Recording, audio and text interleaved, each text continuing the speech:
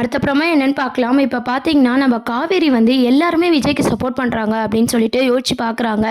இதுல ஏதோ ஒரு விஷயம் இருக்கு. கார்த்திக் கிட்ட நம்ம காவேரி பேசின எல்லா விஷயத்தையுமே யோசிக்கிறாங்க.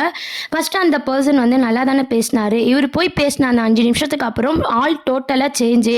ஏதோ ஒரு விஷயம் நடந்திருக்குன்னு சொல்லிட்டு கார்த்திக்கு கால் பண்ணி காவேரி கேட்குறாங்க. உண்மைய சொல்லுங்க. என்ன ஆச்சு? சம்திங் ஏதோ ஒரு தப்பு நடந்திருக்கு அப்படின்னு சொல்லிட்டு காவேரி கேட்குறாங்க. நம்ம கார்த்திக்கும் பார்த்தீங்கன்னா, எல்லா உண்மையும் சொல்றாரு. இந்த மாதிரி காவேரி வந்து மோசமான பொண்ணு, ரொம்ப கோவக்காரி, அடங்கப்பிடாரி அப்படின்ட்டு விஜய் வந்து மொறப்பையன் சொன்னது உட்பட எல்லா விஷயமும் பார்த்தீங்கன்னா, கார்த்திக் ஒண்ணு விடாம காவேரிக்கு சொல்லிடுறாங்க. அது மட்டும் இல்லாம சாரதா அம்மாவுக்கு கால் பண்ண விஷயத்தையும் பார்த்தீங்கன்னா சொல்றாங்க.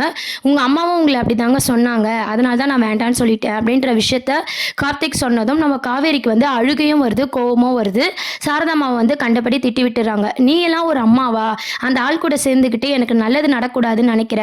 உன்னை பார்த்தாலே எனக்கு எரிச்சலா இருக்கு. இந்த வீட்டை விட்டு போயிடுன்னு சொல்லிட்டு ரொம்ப கோவமா பார்த்தீங்கன்னா சாரதாம்மா கிட்ட காவேரி பேசிட்டு ஸ்கூலுக்கு கிளம்பி போயிடுறாங்க. ஸ்கூல்ல போனவங்க பார்த்தீங்கன்னா இதே யோசிச்சு பார்க்குறாங்க.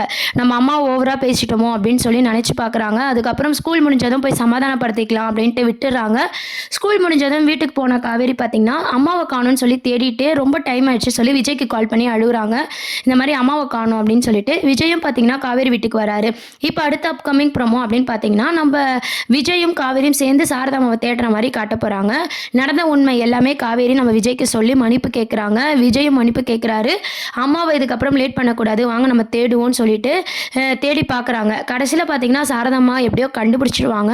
இதுக்கப்புறம் காவேரி இந்த மாதிரி கோவப்படக்கூடாது அப்படின்ற ஒரு இதுக்காக தான் இந்த சீன்ஸே வந்து கொண்டு வந்திருக்காங்க. இதுக்கப்புறம் பார்த்தீங்கன்னா அப்கமிங் ப்ரோமோ அப்படின்ட்டு அம்மாவோட ஸ்கூல் ரிலேட்டிவான அப்டேட்ஸ் தான்.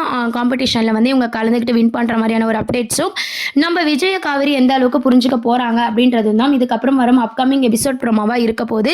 இதை பற்றி உங்கள் கருத்துக்களை கீழே கமெண்ட் செக்ஷன் சொல்லி சேனலை மறக்காமல் சப்ஸ்கிரைப் பண்ணுங்கள் ஃப்ரெண்ட்ஸ். தேங்க்யூ.